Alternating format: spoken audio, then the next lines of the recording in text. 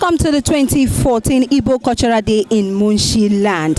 This year's event is being tagged replicating Igbo rich cultural heritage in Mushin Land, Lagos State for that matter. This event is being put together by Eze Ezioku Ndibo of Mushin Land under the rulership of Eze John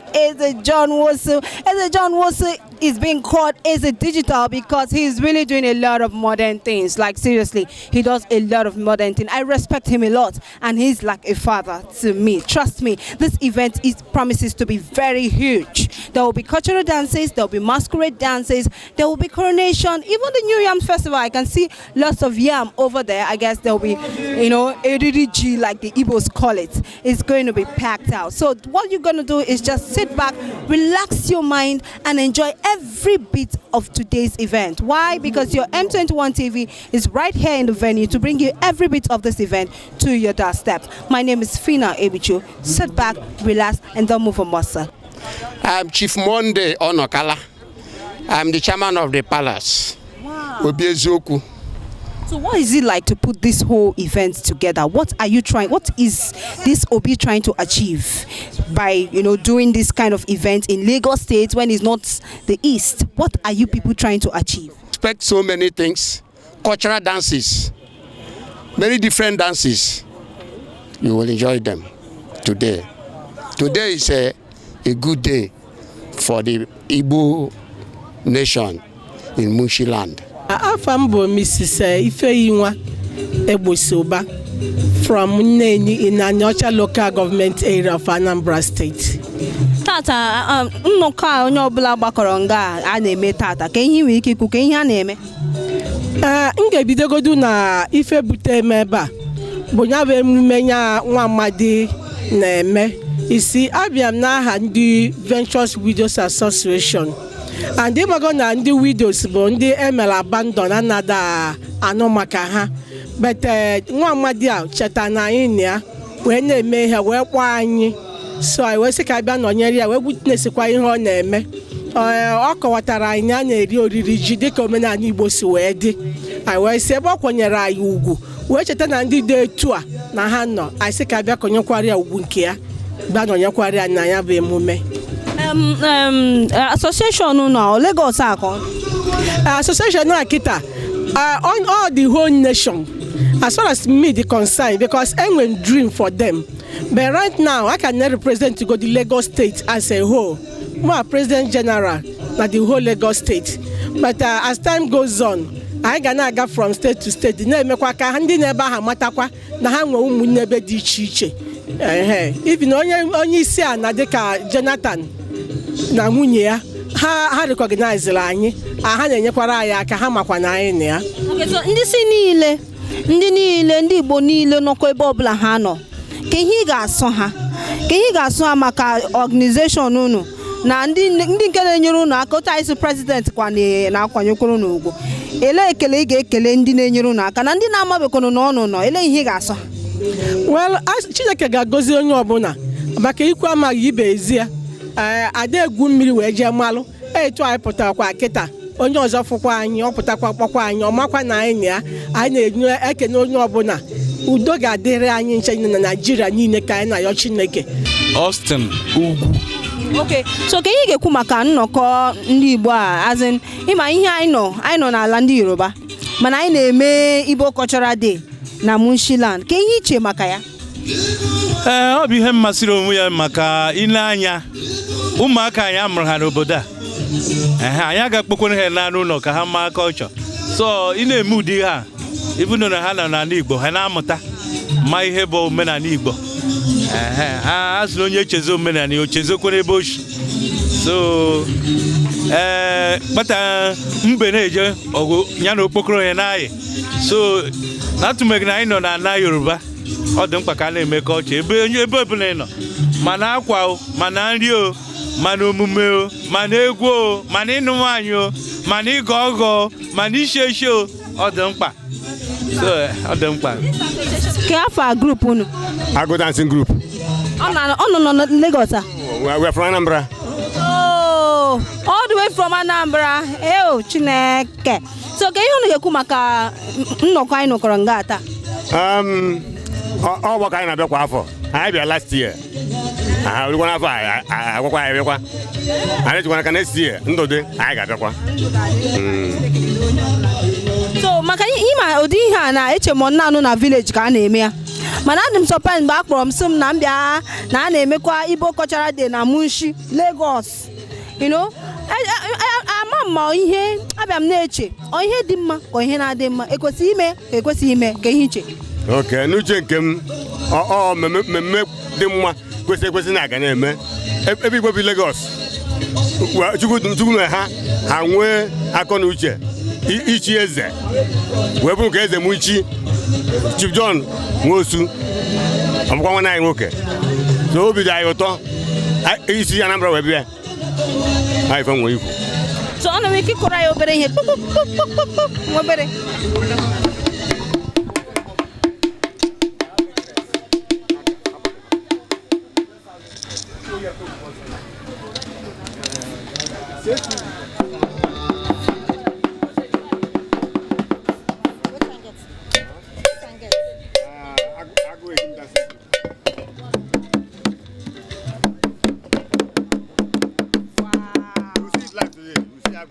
Yes, I can't really wait to see it.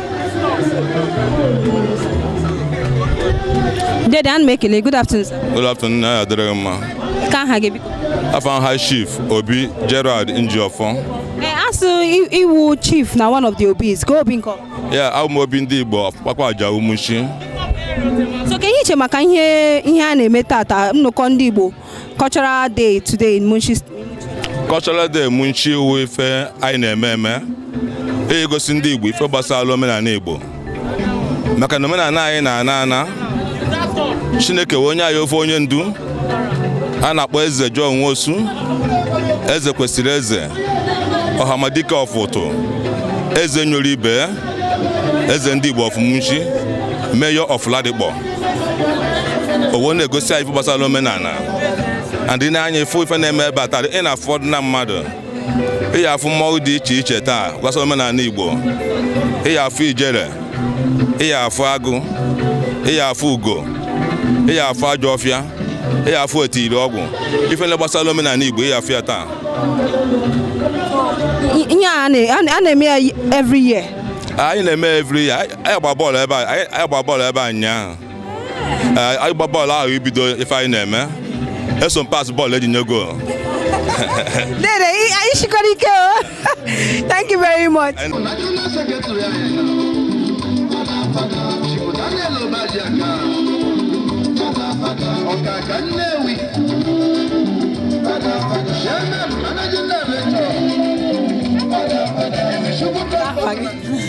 Aha bụ Mrs. Mercy Uche JP.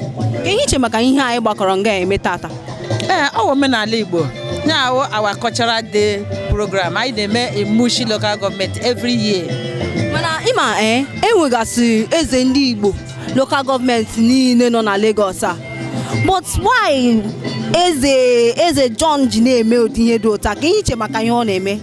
Eze John Nwosu ọ nwoke pụrụ iche na nwoke niile. Ịma bụ nwoke niile bụ nwoke and eze ya o chizuru echizu. Yes. So ka ihe ga-asị ndị niile na-abịa ebe a taa? He missed a lot that last year and the last years just ededere ọnụ bet nke taa.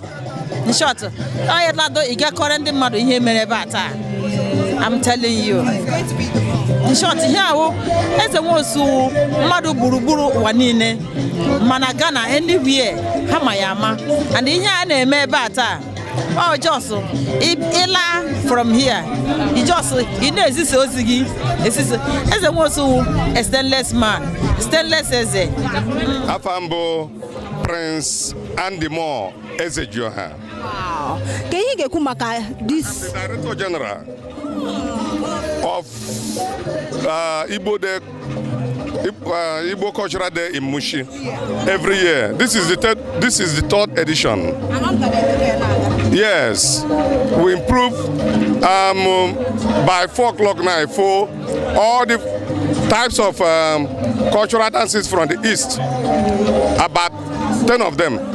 Cultural dances ranging from Ijele, Ugo, Ajofia, what is it called? Ago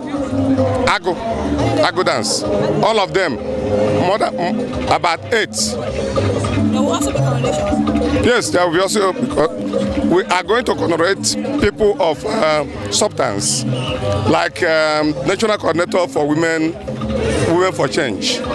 She's going to be here, Princess Rabiu, and others. Mmemme awụ mmemme a na-eme ha afọ n'afọ. So a na-eme showcase culture ndị Igbo. Ị ga-ahụ ma ndị mmọnwụ ma cultural dances dị iche iche.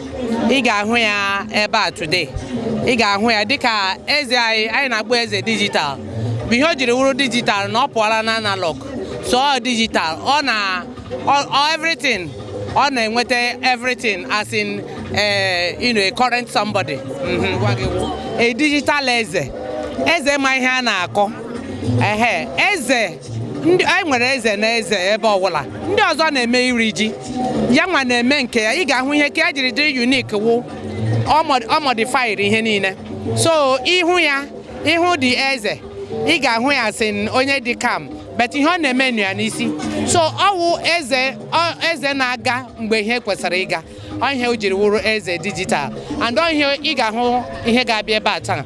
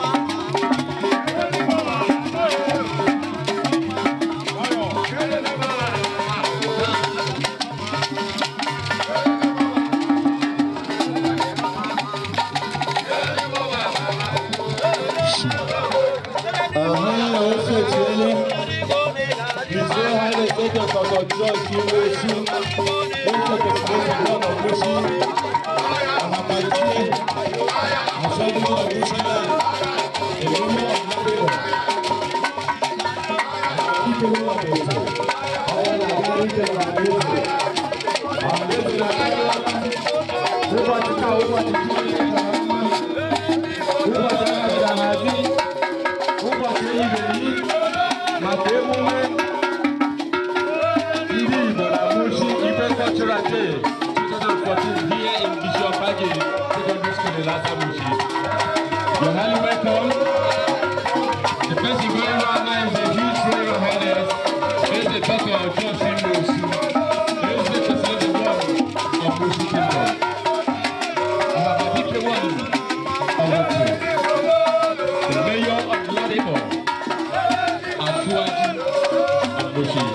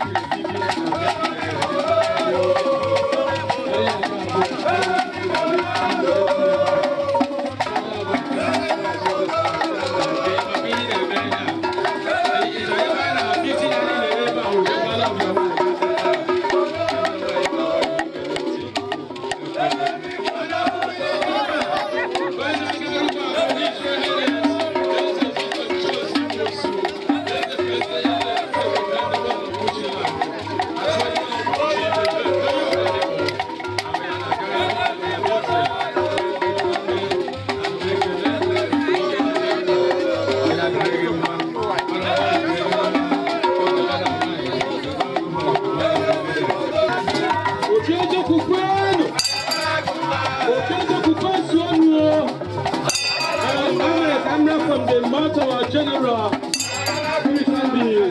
and the giant members of the Igbo Mushin. Now we a lot of great products about today. They can back on it twice. Amaya one day, it's even open better room.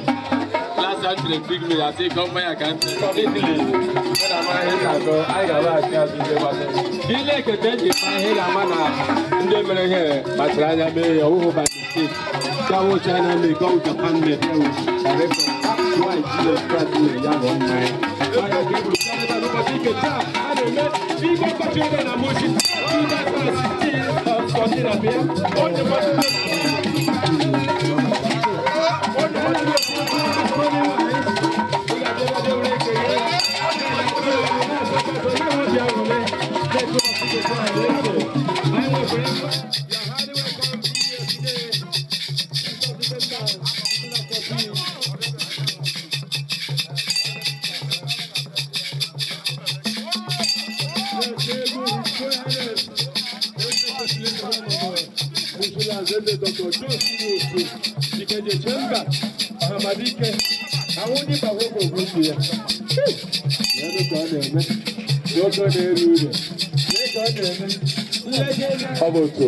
anụkwa na nna ndị Igbo na Lagos nọkwa ebe a emecha enwe ozigbo ote dịka enyeche mgbe onye a na-akwanyere ugwu dị iche enweta mgbeta akpa ahụ ya ọwụ ugwu a na-atọ atọ ọ dị mma ịdụpụ ya dụpuo mana nna ya bịaruola adapraz nna ya nọ n'ekiti anya ebe a n'ihi na nwanne ya jiri oche ọ na-ejikwa agbapụ ụzọ ataz ọ na ebe a ogere m ụtọ amara ndị Igbo abịaruola ha nwekwa ndị pres ndị onyonyo ndị na-enye onyo ndị na-eji mkpesa ndị na-eji ọnụ na-ekwu okwu ha na ebe a maka ihe ndị Igbo na-emere ụbọchị nke taa ị na-abịa n'ugwu owuwe anya na-akpọ Baba Tata one of the political tacos and the gas and the bread men I went to this Lagos state. Oh, Baba Sata, Baba Sata, you had it.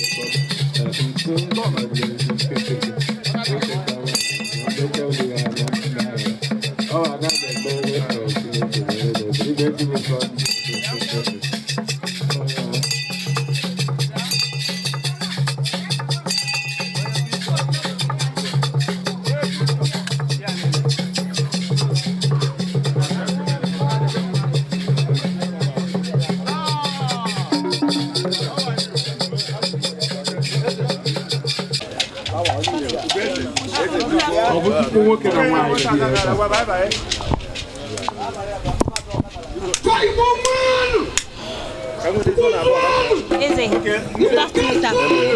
Fine, thank you, sir.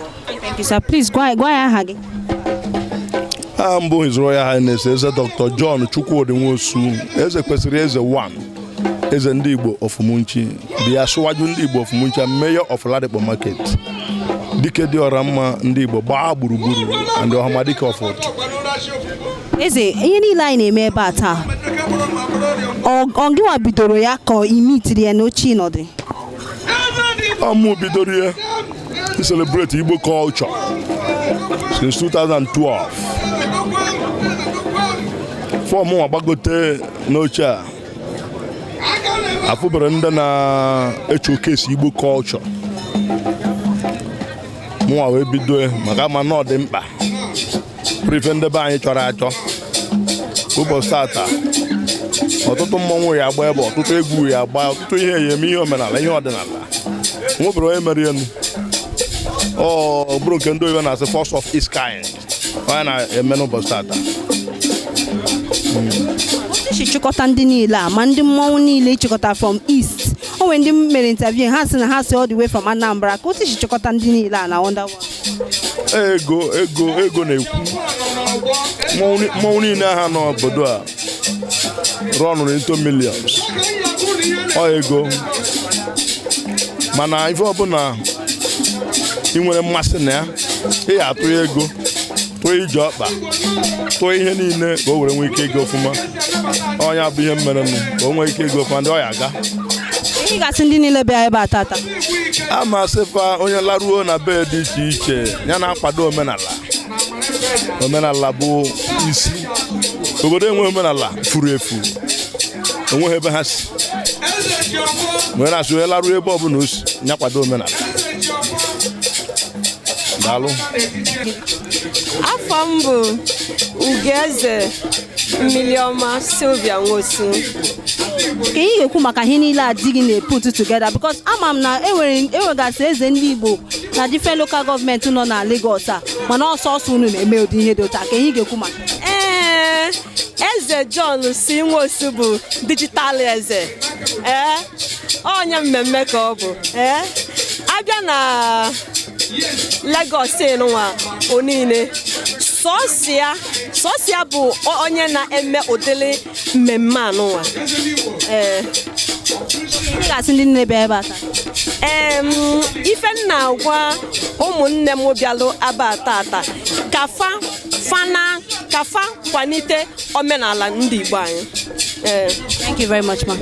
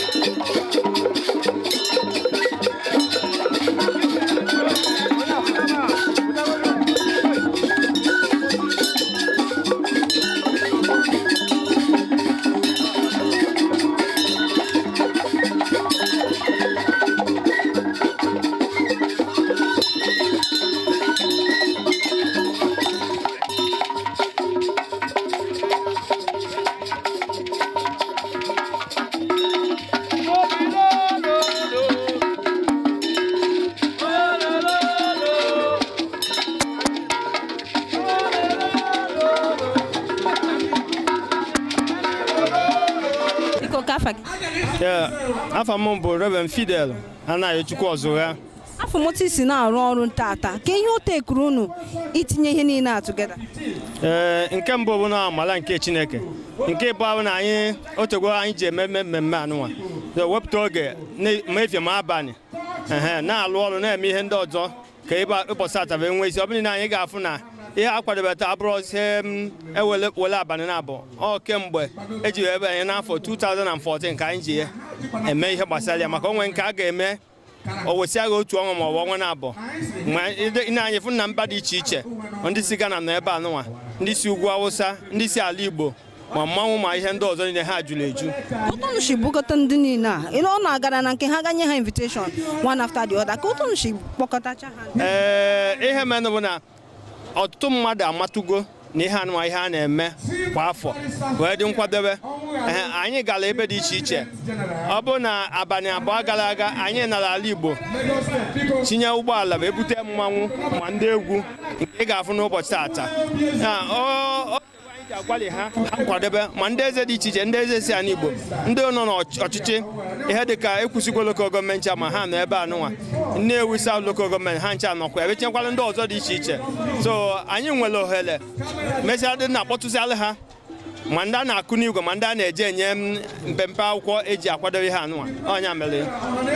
So ka ihe ga-asị maka ihe niile a na-eme ka ihe ọ na-akụzi nnọkọ ndị Igbo anyị na-eme nga celebration of Igbos in Mushin, Lagos State kwa ka ihe ọnụ chọrọ ime achieve? Ihe anyị bụ n'obi anyị chọrọ ka ndị mmadụ ghọta bụ na omenala adị anwụ anwụ. Asụ a nna asụ kịta bụ asụ mmụta n'aka nne na nna m. Etu a ka anyị si chọkwa ka ụmụ anyị nọ n'obodo anụnwa na nwere ohere ịnọ n'ala Igbo ka ha mata na ihe dị etu anụnwa nọ etu omenala ha si wee dị, etu esi ekene, etu esi asọpụrụ ndị okenye, etu esi anabata mmadụ, etu esi eme wele okwu wee na-agwụkwa asụ anyị na ọ bụrụ asụ ndị ọcha, ọ bụrụkwa asụ obodo anụnwa ka ọ ya aga onwe ihe mebere na anyị ewere onugbu anyị wee sụọ anya. Ọ bụ na anọghalịa ndị mba ọzọ nọdụ anyị enwee ike gwa onwe anyị okwu. Ọnya ihe anyị na-achọ ka ụmụaka anyị ghọta, ka ndị mba ghọtakwa na ndị anyị nọ na be ha na ndị Igbo nwere omenala. Ọ bụrụ na anyị bịara obodo anụnwa ọ bụzi na anyị enwere ihe ọtụtụ n'ime anyị na-afịa anyị arị na ụlọ anyị nọdụ ebe anụnwa anyị na-emekwa ya maka ndị Igbo si na ebe onye bi ka ọ na-awachi. Thank you very much, sir. Thank you.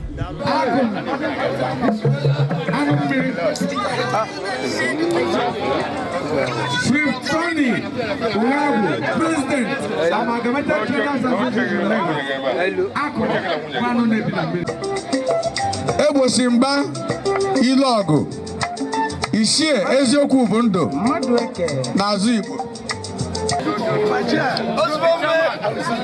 Eze Dr. Cyril Osuala Anamneze, His Royal Highness Eze Dr. Cyril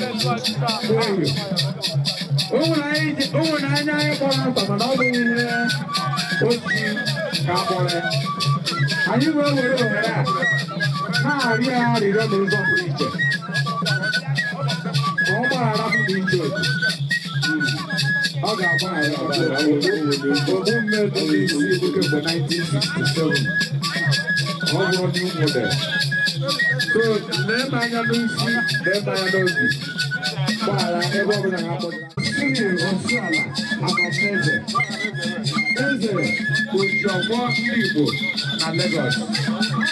Biko kọrọ ni aka. Onye eze. Ugogbo onye aka.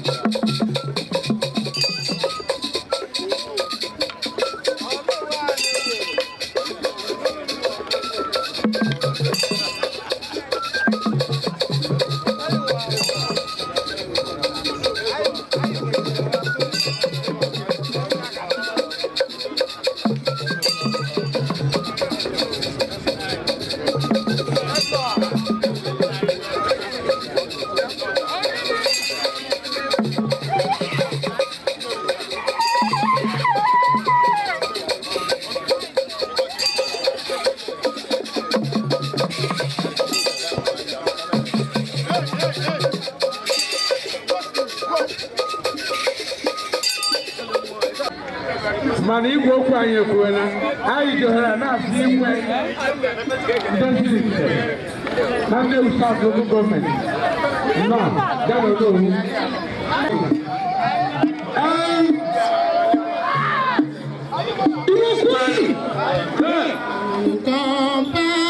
compatriot Nigeria's call obey to serve our father's land with love and strength and faith. The labor of our heroes shall never be in vain. To serve without a mind, one nation bound in freedom, peace and unity. Anyị ga na-ata ya ata ọjị ndị ọma, ọjị bụ ọjị kara aka, ọjị bụ ọjị mmemme, ọjị bụ ọjị ọganihu.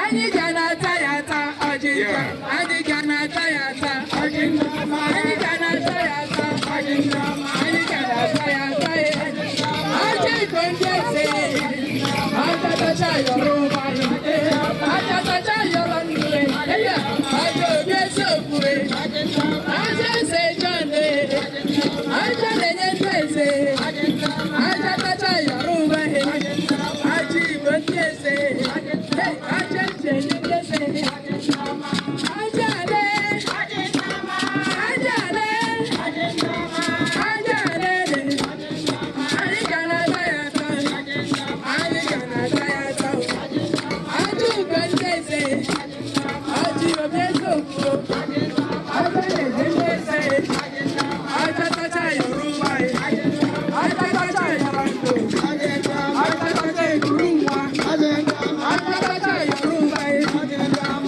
ọjọ ale, ọjọ ale, ọjọ ale, anyị ga na-ata ya ata, ọjọ ebe eziokwu, ọjọ na-enye ndị eze, ọjọ tacha yọrọ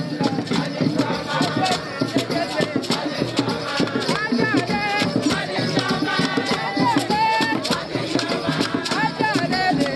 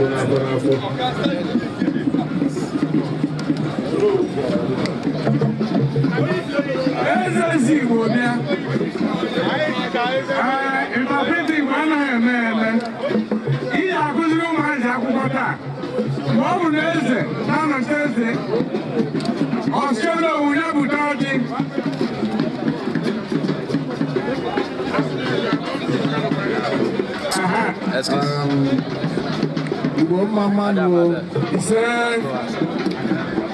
Igbo mwanu, ise. Igbo zwanu, ise.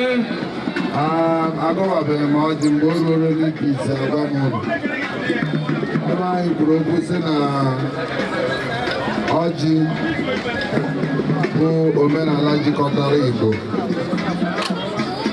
Oya mere mgbe ọbụla e weghara ọjị ha ka ọjị ọ na-ebu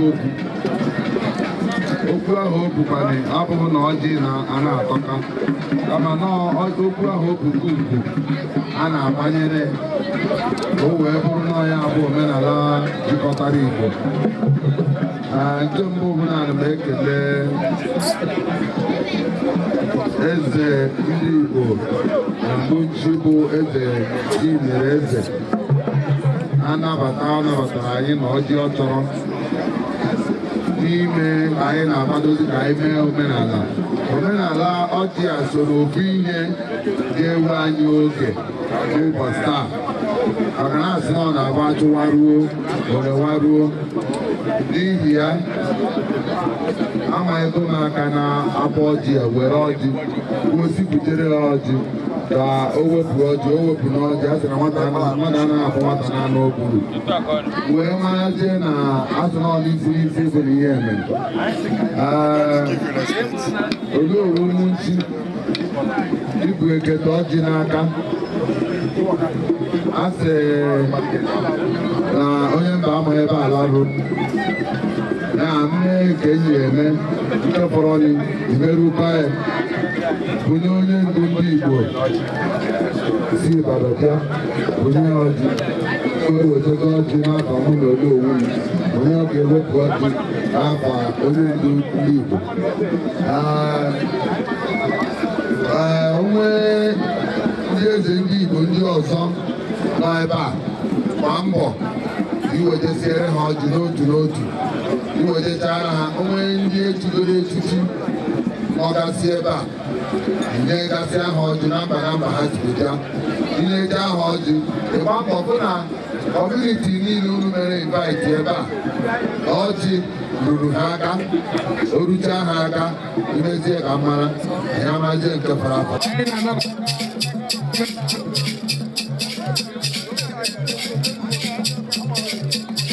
Anyị na-anabata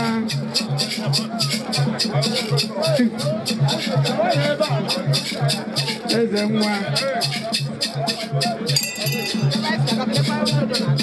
eze na-akwado ịdị atụ nzu ndị eze ka ha atụwa nzu ya bụ dị ama ndị eze nwa bụ Ogbuefi mainland Onido of mainland kingdom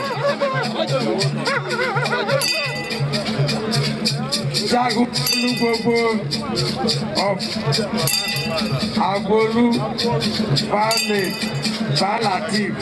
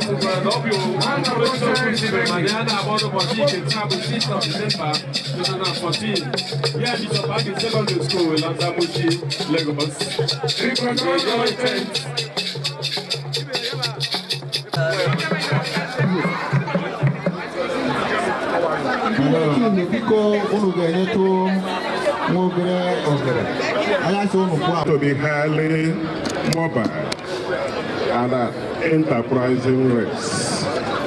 This is hardly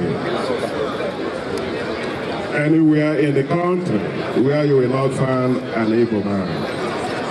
That's why, according to some scholars, they said the Igbos are to other Nigerians what the Jews were to Europe. This constitutes the bulk of the early Nigerian merchants and known to speak other Nigerian languages. They gain this by interacting with other tribes. They are regarded in Nigeria as a two-wise people. The address here is not just to come and showcase the Igbo culture and the rest of them, but directly or indirectly to bring to bear the attitudes, the behavior, and the way the Igbos are doing, both at home and in diaspora. So, most Igbos, however, do not believe that their survival can come from home. The assumption is that looking for their survival at home amounts to a mere display of laziness.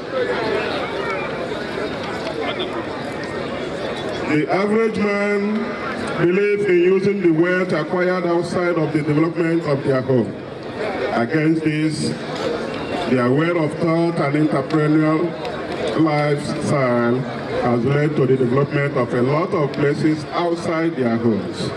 This is the Igbos. It is only in Igbo land that party politics pitch the father against the son, mothers against the daughters, family against family, and so on. This is never the same in other areas.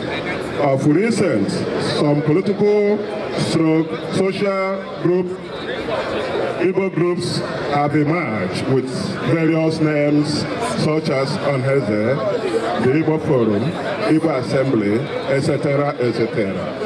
A cursory look at the activities of this group shows that they are variously pursuing different interests.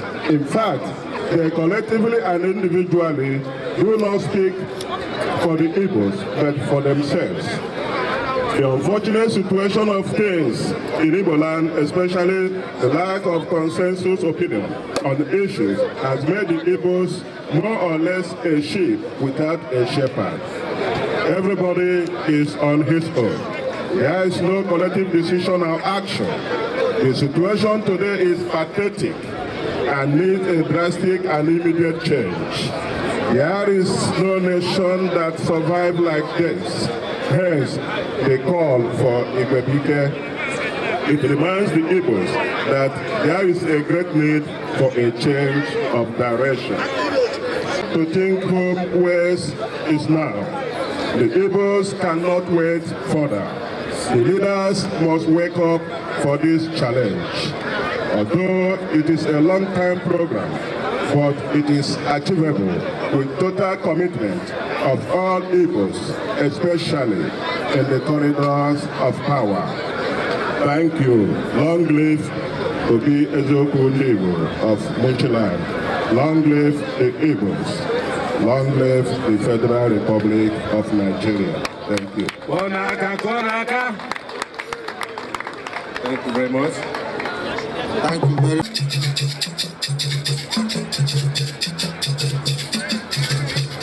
President Ohaneze Igbo na Lagos State.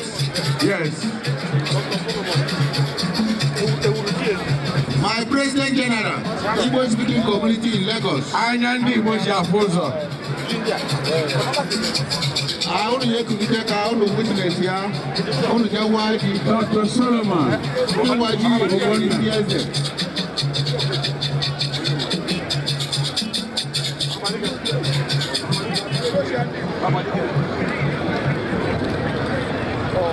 Eze ndị Igbo na mainland Sokwi.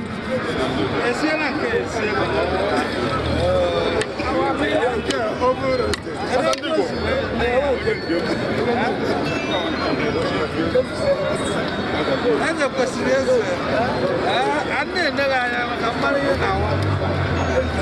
Yes.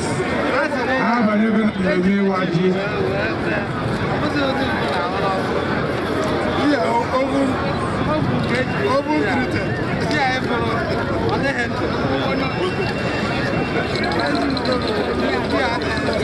Dia na-ewuze efe.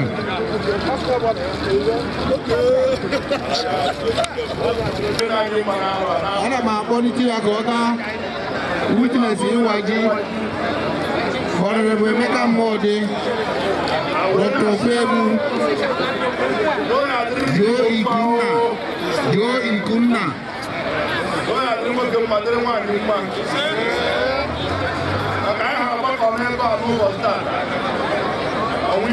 Honorable Lai. Honorable Lai Omititi. Honorable Lai Omititi. Isi na-egwu.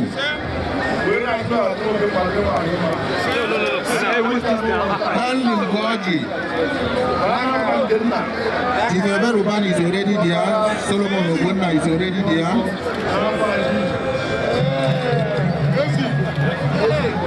Ezi Bawana Ji. Ọdịnawata Chieze. Joseph Kwere.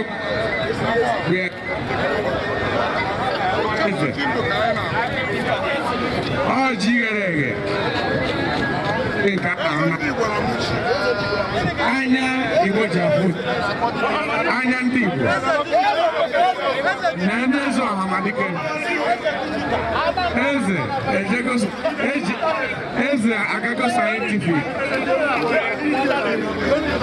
eze agago scientific digital eze yes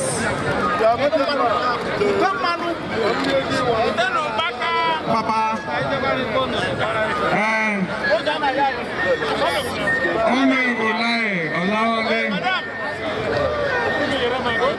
Sugo Olaiwale Sabu Lagos State House of Assembly. Nobody that drag am with you, don't go. Make is good thinking. He's representing Honorable Barrister Moise Banire, former people guys here as well. Yes, this is the man. Go back here. The man goes back.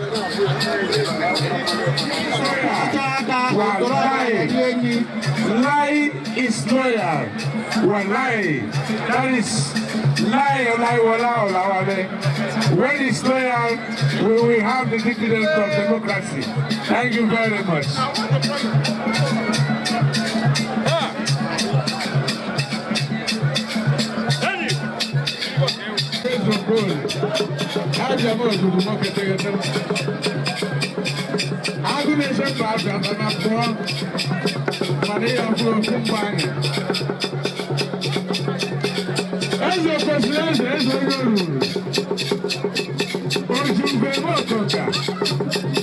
Hello, Sashama.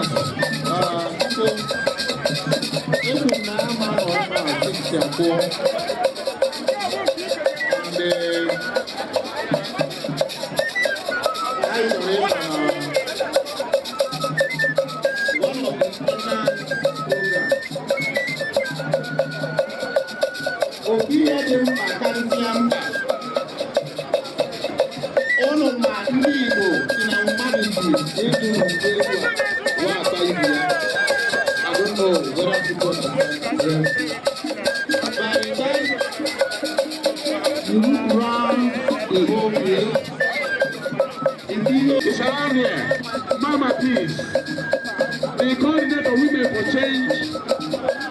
The coordinator Women for Change, representing the First Lady, the wife of the Executive President of the First Republic of Nigeria. Then President Chairman is here. She is the coordinator Women for Change. Representing the First Lady.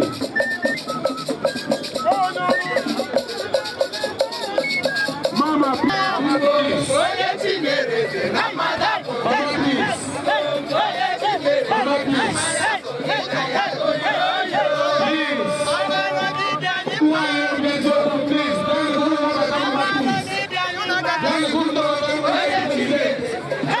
The wife of the President, then President Jonathan, the First Lady, Federal Republic of Nigeria, represented by the coordinator Women for Change.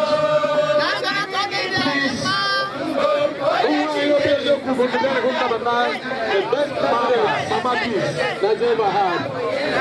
The best, and of course the best president and the best first lady. Mama Peace. Yes. Now about Mama Peace. Mamudo. Why you do?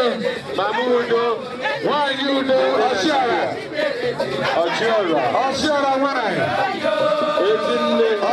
Why? Oshiara why? No.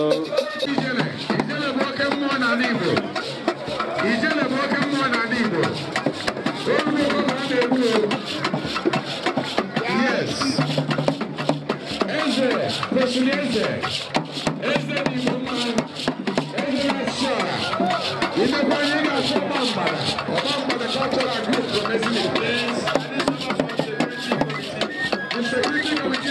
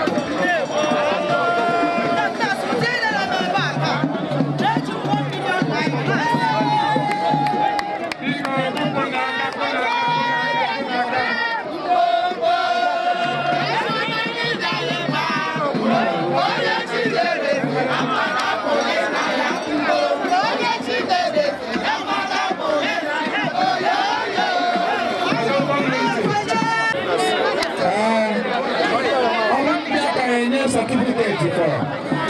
Ka ọ nọ ozugbo.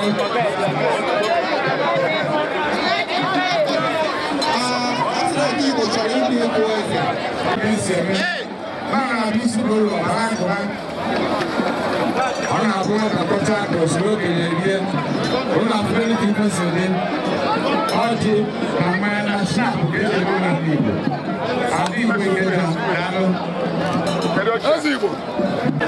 Shifụlụ mmadụ ekwu ozi ọma.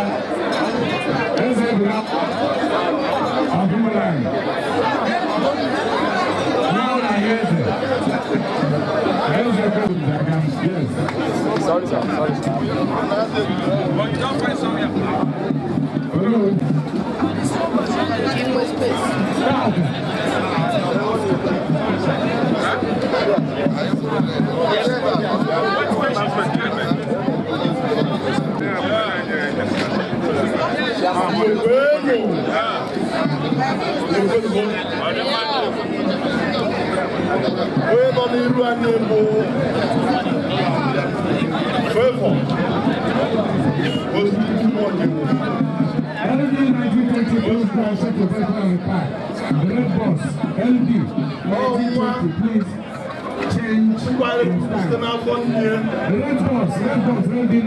Please go and change your position. LD 1920, red boss, please. Go and change your position. Thank you.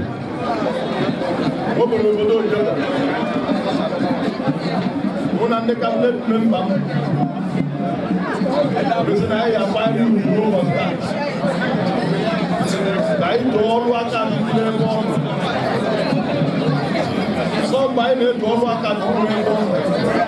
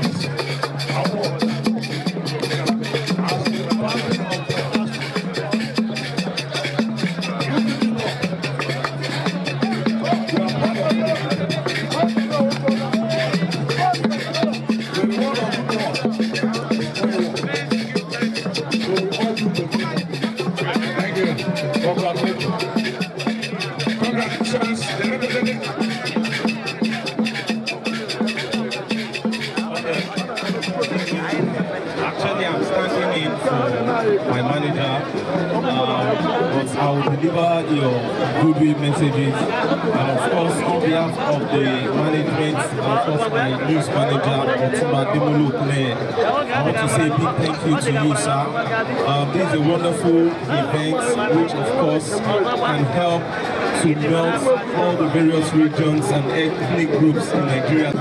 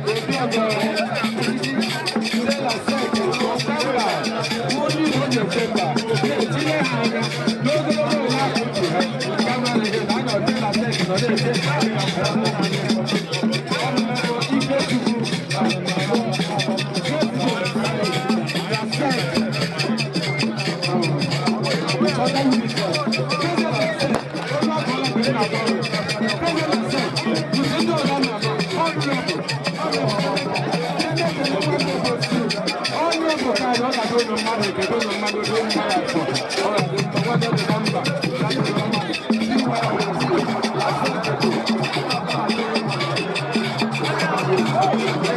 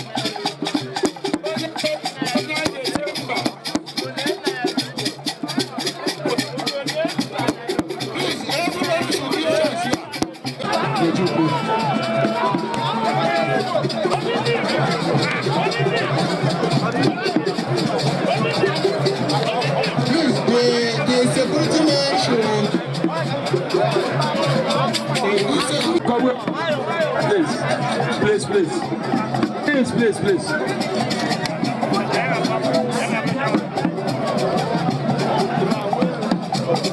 Bikono, onye ọla nye ohere ebe bikono. Ṣé ló tì mí wá wá?